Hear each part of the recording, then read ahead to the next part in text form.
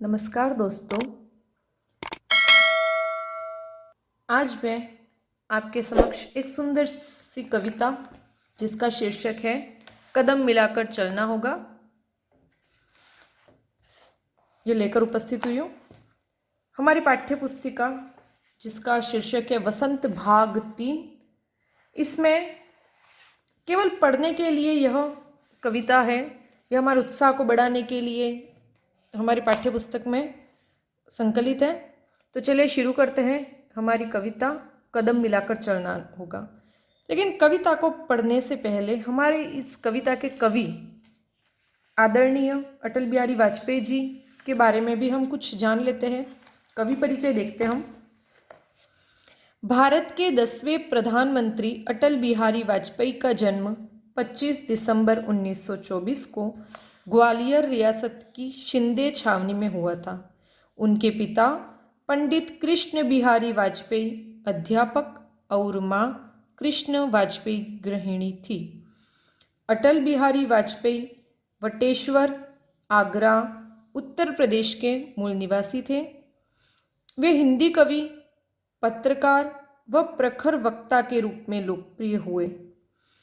अटल जी की कविताएं कादम्बिनी, धर्मयुग, साप्ताहिक हिंदुस्तान, नवनीत तथा राष्ट्र धर्म आदि सुप्रसिद्ध राष्ट्रीय पत्रिकाओं में प्रकाशित होती रही।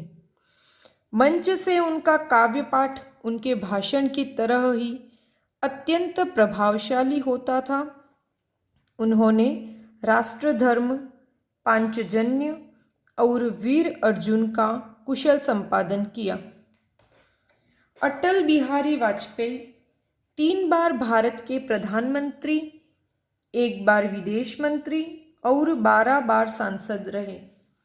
राष्ट्र के प्रति उनकी सेवाओं के लिए उन्हें सर्वोच्च भारतीय नागरिक सम्मान भारत रत्न से भी विभूषित किया गया। 16 अगस्त 2018 को 93 वर्ष की आयु में उनका निधन हुआ। तो इस प्रकार हमारे इस कविता कदम मिलाकर चलना होगा के कवि अटल बिहारी जी का हमने कवि परिचय देखा। इस कविता को पढ़ते हैं हम, फिर इस कविता से वाजपेयी जी हमें क्या प्रेरणा देना चाहते थे वो भी हम जानेंगे। तो चलिए शुरू करते हैं। पहले मैं कविता पाठ करूंगी। बाधाएं आती है आए, घिरे प्रलय की घोर घटाए, पावों के नीचे अंगारे, सिर पर बरसे यदि ज्वालाएं, निज हाथों से हंसते हंसते आग लगाकर जलना होगा, कदम मिलाकर चलना होगा। हास्य रुदन में, तूफानों में, अमर असंख्यक बलिदानों में, उद्यानों में, वीरानों में, अपमानों में, सम्मानों में, उन्नत मस्तक उभरा सीना, पीड़ाओं में पलना होगा, कदम मिलाकर चलना होगा। उजियारे में, अंधकार में, कल कछार में, बीच धार में, घोर घृणा में, पूत प्यार में, क्षणिक जीत में, दीर्घ हार में, जीवन के शतशत आकर्षक अरमानों को दलना होगा, कदम मिलाकर चलना होगा। सम्मुख फैला अमर ध्येय पथ, प्रगति चिरंतन कैसा इतियत, सुष्मित हर्षित कैसा श्रमश्लत, असफल सफल समान मनोरथ, सब कुछ देकर कुछ न मांगते पावस बनकर ढलना होगा, कदम मिलाकर चलना होगा। कुश कांटों से सज्जित जीवन, प्रखर प्यार से वंचित यौवन, नीरवता से मुखरित मधुवन, परहित अर्पित अपना तन मन, जीवन को शत शत आहुति में जलना होगा, गलना होगा, कदम मिलाकर चलना होगा। ओज गुण से संपन्न वीर रस प्रवाहिनी, इन सुंदर पंक्तियों से हमें पढ़ करके यही प्रेरणा मिलती है कि जीवन में कैसा भी वक्त आए लेकिन हमें हमेशा कदम मिलाकर चलना होगा। मतलब हमें कभी भी रुकना नहीं है। जहाँ रुके तो वहाँ हमारी मृत्यु तय है। हमेशा बहता दरिया ही शुद्ध और बिल्कुल पवित्र जल का वाहक होता है। जो दरिया रुक जाता है, जो पानी थम जाता है, वो तो कीचड़ बन जाता है। तो इसी प्रकार के भाव इस कविता के माध्यम से वाजपेयी जी हमको बताने चाहते हैं कि जीवन में बाधाएं आए तो आए। किस व्यक्ति का जीवन ऐसा रहता है जिसमें कोई परेशानी नहीं हो, जिसमें कोई गम नहीं हो, कोई चुनौती या मुसीबत ना हो, कि अगर जीवन में बाधाएं आती है तो आए, घिरे प्रलय की घोर घटाए। प्रलय मतलब लगे कि जीवन, ये पूरी सृष्टि मानो समाप्त हो रही है। अगर ऐसा भयंकर दुख भी जीवन में आ जाए और सभी तरीके से निराशा रूपी अंधकार, या कह के दुख निराशा रूपी अंधकार छा जाए जीवन में, पावों के नीचे अंगारे सिर पर बरसे यदि ज्वालाएं, कि अगर हमारे पावों के नीचे अंगारे हो, मतलब दहकते हुए आग के आग हो या दहकते हुए अंगारे हो, चाहे सिर पर ज्वाला ही, मतलब सिर पर भले आसमान से आग क्यों नहीं बरसने लगे, फिर भी हमें निज हाथों से हंसते हंसते आग लगाकर जलना होगा। कि फिर भी हमें अपने मुख से कभी भी आह नहीं भरनी है, हमें हंसते हंसते अपने हाथों से वो हमें हर कार्य करना होगा जो हमारे लिए ध्येय है। मतलब जिस कार्य को करने के लिए या जो हमारा लक्ष्य है, उस लक्ष्य को प्राप्त करने के लिए मार्ग में चाहे हजारों लाखों रुकावटें क्यों नहीं आए, लेकिन व्यक्ति को फिर भी हमेशा हंसते रहना है। उन मुसीबतों में भी कभी उसे मायूस नहीं होना है, कभी मुरझाना नहीं है, और उसे हमेशा एक अपने दिल में हमेशा एक आग जला करके आगे चलना ही होगा, कदम मिलाकर चलना होगा। कि हमें हमेशा कदम बढ़ा करके चलते रहना है, जीवन में कभी भी रुकना नहीं है। हास्य रुदन में, तूफानों में, अमर असंख्यक बलिदानों में। कि चाहे हास्य हो मतलब हंसी का समय हो, चाहे जीवन में सुख हो, चाहे रुदन मतलब रोना, चाहे गम हो, चाहे जीवन में तूफान आए, चाहे ऐसा वक्त आए जब हमें जीवन में बलिदान करना पड़े, हमारी सबसे प्रिय वस्तु या प्रिय व्यक्ति से हमें दूर होना पड़े, चाहे उद्यानों में हो चाहे वीरानों में। उद्यान का मतलब बगीचे, वीरान मतलब जहाँ कोई नहीं हो, निर्जन स्थान हो, चाहे हमारा अपमान हो चाहे सम्मान, जब लेकिन हर परिस्थिति में उन्नत मस्तक उभरा सीना पीड़ाओं में पलना होगा। कि हमेशा हमें हमारा सिर ऊपर उठाए रखना है तथा हमारे सीने को हमेशा हमें ऊर्जा से भरा हुआ रखना है। हमें हमारे हृदय में सारी पीड़ाओं को अंदर सीने में दफना करके हमेशा हमें मस्तक को ऊंचा रखे हुए कदम मिलाकर चलना होगा। कि यदि हम यहाँ पर कवि सारे देशवासियों से ये निवेदन करता है कि जीवन में कैसा भी वक्त आए, हमें कभी भी अपने देश के प्रति जो हमारे फर्ज है उनको पूरा करने से कभी भी मुकरना नहीं चाहिए। हमें हर परिस्थिति में, हर हाल में अपने कर्तव्यों को भली भांति निर्वहन करना है। उजियारे में अंधियारे में, कि चाहे जीवन में उजाला हो अर्थात जीवन में सुख हो, चाहे अंधकार हो, निराशा हो या दुख हो, कल कछार में बीच धार में, कछार मतलब तट, कि चाहे तट हो चाहे बीच धारा के बीच हो, तट पे मतलब कि हम किसी सुरक्षित स्थान पर हो, चाहे बीच धारा में मतलब जीवन में मुसीबतों के बीच में हो, घोर घृणा में पूत प्यार में, या ऐसा भी समय आता है जब हमें ऐसे लोगों के साथ भी कार्य करना पड़ता है जिनसे हम घृणा करते हैं, या चाहे ऐसे भी लोगों को हमको छोड़ना पड़ता है जिनसे हम प्रेम करते हैं। पूत प्यार में मतलब अपने बच्चों का प्यार भी हमें छोड़ना पड़ता है। क्षणिक जीत में, कि कुछ वक्त की जीत हो चाहे दीर्घ हार हो, चाहे कोई बड़ी जीवन भर की हार हो, जीवन के शत शत आकर्षक अरमानों को दौलना होगा।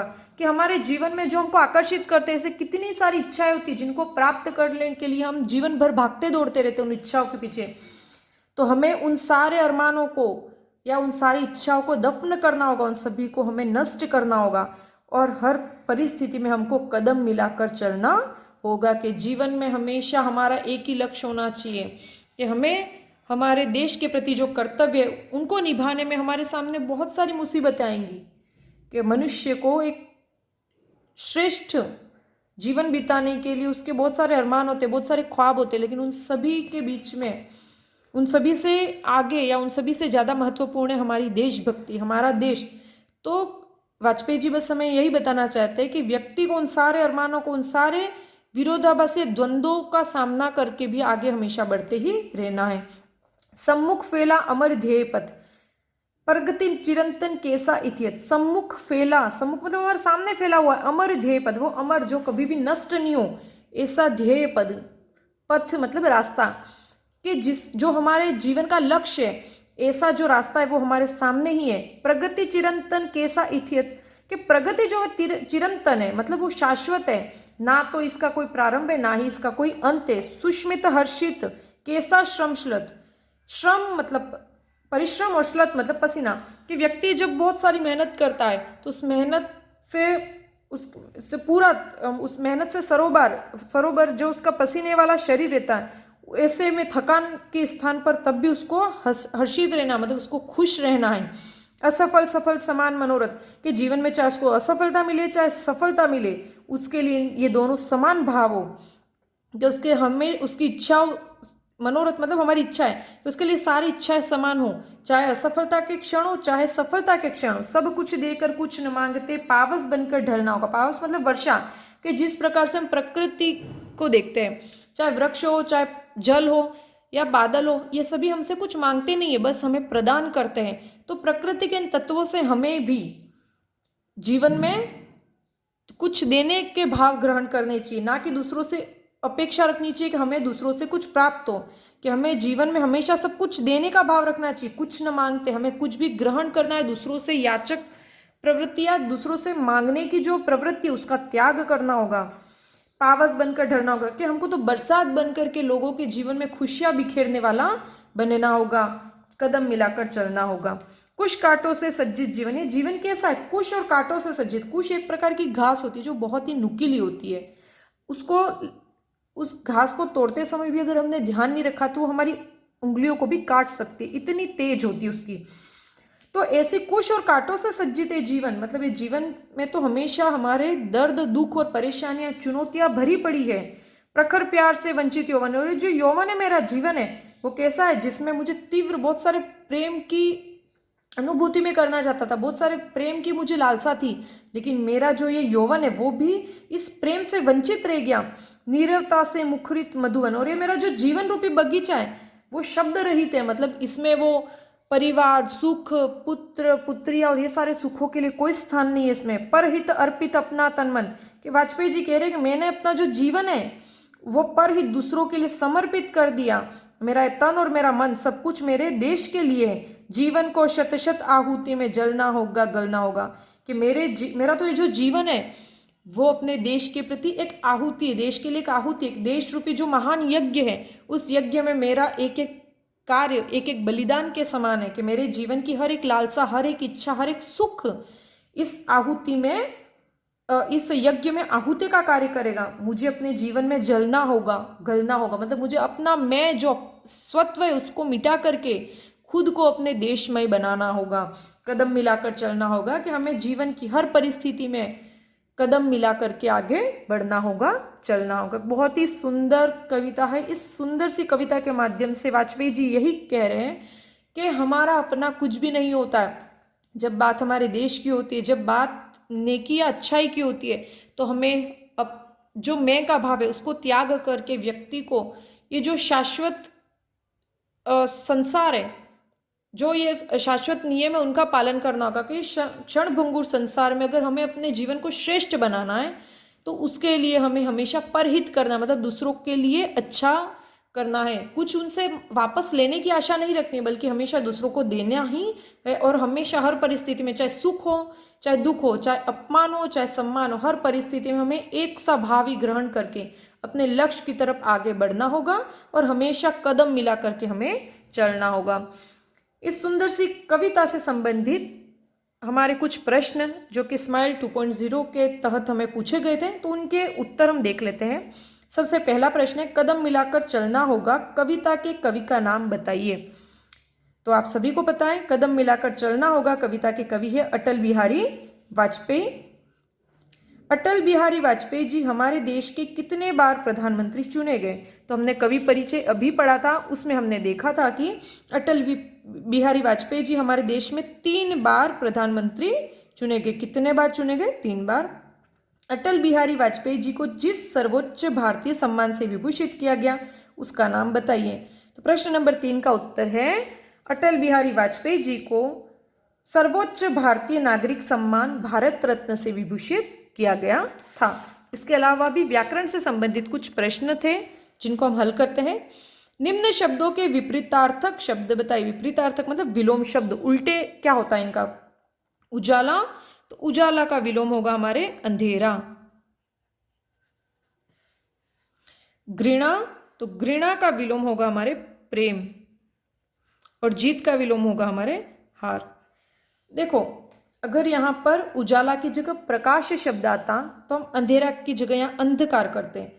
अगर कोई तत्सम शब्द है तो उसका विलोम भी तत्सम होगा, कोई तद्भव शब्द है तो उसका विलोम भी तद्भव होगा, कोई उर्दू शब्द है तो उसका विलोम भी उर्दू होगा। अर्थात जिस भाषा का शब्द है उसी भाषा का विलोम शब्द हमको लिखना होगा।